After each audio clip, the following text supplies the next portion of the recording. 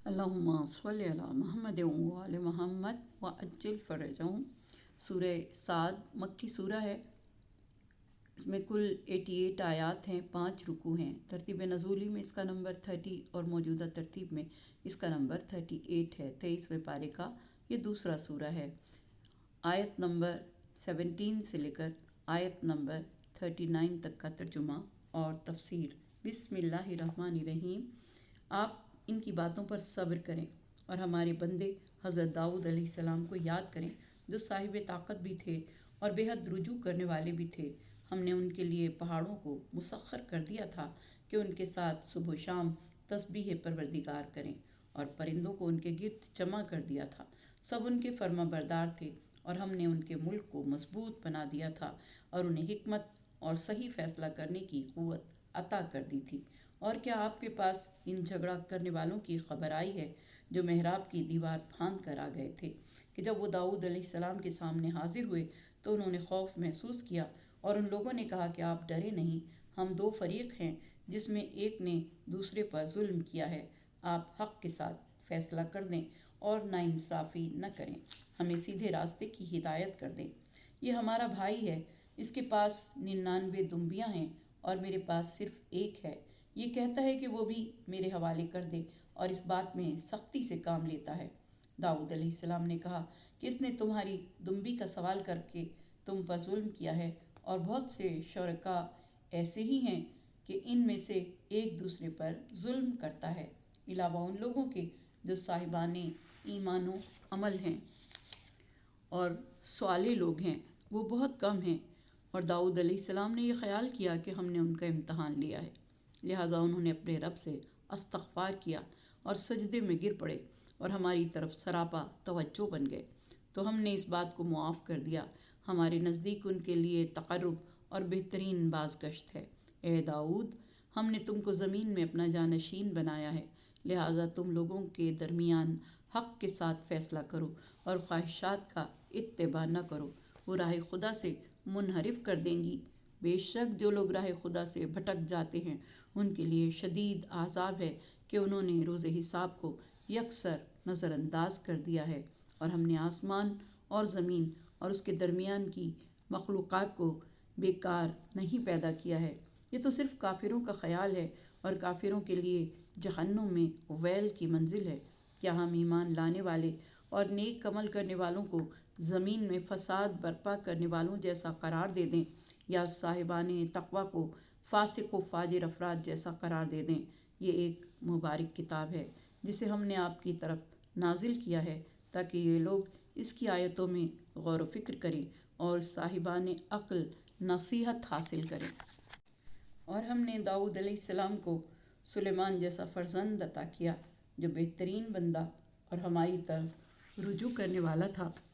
जब उनके सामने शाम के वक्त बेहतरीन असील घोड़े पेश किए गए तो उन्होंने कहा कि मैं ज़िक्र खुदा की बिना पर खैर को दोस्त रखता हूँ, यहाँ तक कि वो घोड़े दौड़ते दौड़ते निगाहों से ओझल हो गए। तो उन्होंने कहा कि अब उन्हें वापस पलटाओ। इसके बाद उनकी पिंडलियों और गर्दनों को मलना शुरू कर दिया, और हमने सुलेमान अलैहिस्सलाम का इम्तहान लिया। जब उनकी कुर्सी पर एक बेजान जिस्म को डाल दिया तो फिर उन्होंने खुदा की तरफ तवज्जो की और कहा कि परवरदिगार, मुझे माफ़ फरमा, एक ऐसा मुल्क अता फरमा जो मेरे बाद किसी के लिए सज़ावार न हो, कि तू बेहतरीन अता करने वाला है। और हमने हवाओं को मुसख्खर कर दिया कि उन्हीं के हुक्म से जहाँ जाना चाहते थे नरम रफ्तार से चलती थीं, और शयातीन में से तमाम मेमारों और गोताखोरों को ताबे बना दिया, और इन शयातीन को भी जो सरकशी की बिना पर जंजीरों में जकड़े हुए थे। ये सब मेरी अता है, अब चाहे लोगों को दे दो या अपने पास रखो, तुमसे हिसाब न होगा। ये सूरा उस वक्त नाजिल हुआ जब काफिरों और मुशरिकों ने हज़रत अबू तालिब अलैहिस्सलाम के पास आकर शिकायत की कि आपके भतीजे ने हमारे खुदाओं को बुरा कहना शुरू किया है, और उसके साथ साथ वो हमारे आबा व अजदाद को जहन्नुम में बतलाता है। तो खुदा ने उन अक़वाम का हवाला दिया जो उनसे पहले खुदा के अम्बिया को झुटलाते रहे और अम्बिया को जादूगर कहते रहे। तो परवरदिगार दो आलम ने उनका ज़िक्र करते हुए इरशाद फरमाया कि वो अक़वाम दर्दनाक عذاب میں مبتلا ہوئیں۔ یہودی اور عیسائی جو اپنے آپ کو اہل کتاب کہتے تھے مگر کتاب میں تحریف کر کے انبیاء علیہ السلام کے بارے میں غلط باتیں بیان کرتے تھے، ایسے ہی حضرت داؤد علیہ السلام کے بارے میں انتہائی غلیظ باتیں انہوں نے اپنی کتابوں میں لکھ رکھی تھی اور بیان کی جاتی تھیں۔ آیت نمبر 17 سے حضرت داؤد علیہ السلام کا ذکر شروع ہو رہا ہے۔ امام علی رضا علیہ السلام تمام لوگوں کی زبانوں کو جانتے تھے اور تمام لوگوں سے انہی کی زبانوں میں بات کرتے تھے۔ آپ تمام لوگوں سے زیادہ فصیح اور تمام لغات کو جاننے والے تھے۔ کسی نے امام سے سوال کیا کہ اے فرزند رسول، مجھے بہت تعجب ہے کہ آپ تمام لوگوں کی زبانوں کو جانتے ہیں۔ آپ نے فرمایا کہ میں اللہ کی طرف سے اس کی مخلوق پر حجت ہوں۔ اللہ تعالیٰ کسی کو کسی قوم پر حجت قرار نہیں دیتا جو ان کی زبان کو نہ جانتا ہو۔ امیر المومنین مولا علی علیہ السلام کا قول ہے کہ خدا نے ہمیں فصل خطاب عطا فرمایا۔ فصل خطاب سے تمام زبانوں کا علم رکھنا مراد ہے۔ امام جعفر صادق علیہ السلام نے فرمایا کہ جب اللہ تعالیٰ نے حضرت داؤد علیہ السلام کو زمین میں اپنا خلیفہ قرار دیا اور آپ پر زبور نازل فرمائی تو اللہ تعالیٰ نے پہاڑوں اور پرندوں کی طرف وحی فرمائی کہ تم سب داؤد علیہ السلام کے ساتھ مل کر میری تسبیح کرو۔ اس آیت میں ایک نعمت کا ذکر ہے کہ حضرت داؤد علیہ السلام کے ساتھ مل کر تمام پرندے تسبیح کیا کرتے تھے۔ یہ پرندے ان کے موتی تھے، ان کے ساتھ ہم آواز تھے۔ اواب سے مراد خدا کی طرف بازگشت کرنے والے، اور حضرت داؤد علیہ السلام کی حکومت کو خدا نے استحکام بخشا، اسے ہم نے علم عطا کیا اور عدل کے ساتھ فیصلہ کرنا بھی عطا کیا۔ اس آیت میں ایک اور نعمت کا ذکر ہو رہا ہے کہ حضرت داؤد علیہ السلام کے لیے پہاڑوں اور پرندوں کو مطیع کیا گیا تو ان کی حکومت کو بھی استحکام بخشا۔ وہ ہر بغاوت کو کچل دیتے تھے، ہر باغی دشمن کا مقابلہ کرتے اور اس کی سازشوں کو ناکام کر دیتے تھے۔ آیت میں حکمت کا بھی ذکر ہے، یعنی زندگی کا کوئی شعبہ ایسا نہیں جہاں حکمت کی ضرورت نہ ہو۔ سورہ بقرہ کی آیت نمبر 269 میں ارشاد ہوا کہ جس شخص کو حکمت مل گئی اس کو خیر کثیر مل گئی۔ اس سورہ میں خدا نے حضور اکرم صلی اللہ علیہ وآلہ وسلم کو صبر کرنے کا حکم دیا ہے اور اس سلسلے میں حضرت داؤد علیہ السلام کی مثال بیان کی گئی ہے۔ حضرت داؤد علیہ السلام کے لیے لفظ عبد کا ذکر ہوا۔ اس لفظ کو خدا نے اپنی طرف نسبت دی اور ان کو صاحب اقتدار بنایا۔ ان کے لیے لوہا نرم کیا گیا، ان کے لیے پہاڑوں کو موتی کیا گیا، ان کے لیے پرندے موتی کیے گئے۔ ان کے ساتھ مل کر پہاڑ اور پرندے تسبیح کیا کرتے تھے، لیکن اس کے باوجود ایک گروہ ان کی مخالفت پر تلا رہتا تھا۔ اللہ نے جن انبیاء کو سلطنت عطا فرمائی تو ان کے مقدمات کا فیصلہ کرنے کے لیے خاص طور پر قوت فیصلہ بھی عطا کی تاکہ غلط فیصلہ کرنے سے محفوظ رہیں۔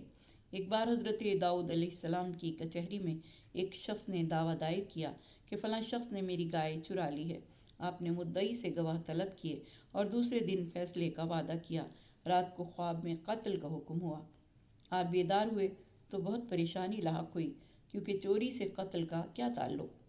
آپ نے اس روز فیصلے کو ٹال دیا اور تمام دن اس مسئلے پر غور کرتے رہے۔ دوسری رات کو آپ نے پھر وہی خواب دیکھا۔ تب آپ کو یقین ہو گیا کہ مجرم واجب القتل ہے۔ آپ نے مجرم کو بلایا اور کہا کہ سچ سچ بتاؤ، تم نے یہ گائے کس طرح حاصل کی؟ مجھے واقعات کا علم ہو گیا ہے۔ اس نے کہا کہ میں نے مدعی کے باپ کو قتل کر کے اس کی گائے پر قبضہ کیا تھا۔ جب اس نے اقرار کر لیا تو آپ نے اس کے قتل کا حکم دیا۔ چونکہ قتل کا واقعہ لوگوں کو معلوم نہ تھا، لیکن جب آپ نے اس کو ظاہر کیا تو اس روز سے آپ کی رعایا پر آپ کا رعب و دبدبہ ایک حد تک ہو گیا کہ لوگ جرائم کرنے میں اس لیے خوف کرنے لگے کہ آپ علیہ السلام پر ضرور اس کا انکشاف ہو جائے گا۔ زیارت جامعہ میں یہ الفاظ وارد ہیں کہ اے آل محمد، فصل خطاب تمہارے پاس ہے۔ امیر المومنین علیہ السلام نے فرمایا کہ حضور اکرم نے میرے لیے حلال و حرام، ماضی اور مستقبل کے 1000 دروازے کھولے تھے، یہاں تک کہ ہر دروازے سے 1000 دروازے کھلے اور میں نے علم منایا و بلایا اور فصل خطاب کو جان لیا۔ مولا علی علیہ السلام نے فرمایا کہ اللہ نے مجھے کچھ ایسی چیزیں عطا کی ہیں جو مجھ سے قبل نبی اکرم کے علاوہ کسی کو نہیں دی گئیں۔ میرے لیے راستے کھول دیے گئے، میں نے اسباب کو جانا، میرے لیے بادل کو چلایا گیا، مجھے علم بنایا اور بلایا اور فصل خطاب کا علم دیا گیا۔ حضرت سلمان فارسی سے روایت ہے کہ نبی اکرم صلی اللہ علیہ وآلہ وسلم نے اپنی شہزادی حضرت خاتون جنت جناب فاطمہ زہرا سے ارشاد فرمایا کہ نور چشم، میں نے تیری شادی علی سے کی ہے، اس کے فرزند میرے اسباط ہیں، وہ میری امت کے صبت ہیں۔ علی وہ ہے جو ہمیشہ امر بالمعروف اور نہی عن المنکر کا فریضہ سر انجام دیتا ہے۔ اللہ تعالیٰ نے اسے حکمت اور فصل خطاب عطا کیا ہے۔ امام محمد باقر علیہ السلام نے فرمایا کہ مولا علی فرماتے تھے کہ مجھے بار بار لوٹ کر آنا ہے، میں حکومتوں کو الٹنے والا ہوں، میں عصا اور مہر رکھنے والا ہوں، میں لوگوں سے کلام کرنے والا دعبہ ہوں۔ آپ نے فرمایا میں فصل الخطاب ہوں۔ قوت فیصلہ کی بنیاد اس امر پر ہے کہ ثبوت بذمہ مدعی اور قسم بذمہ مدعا علیہ۔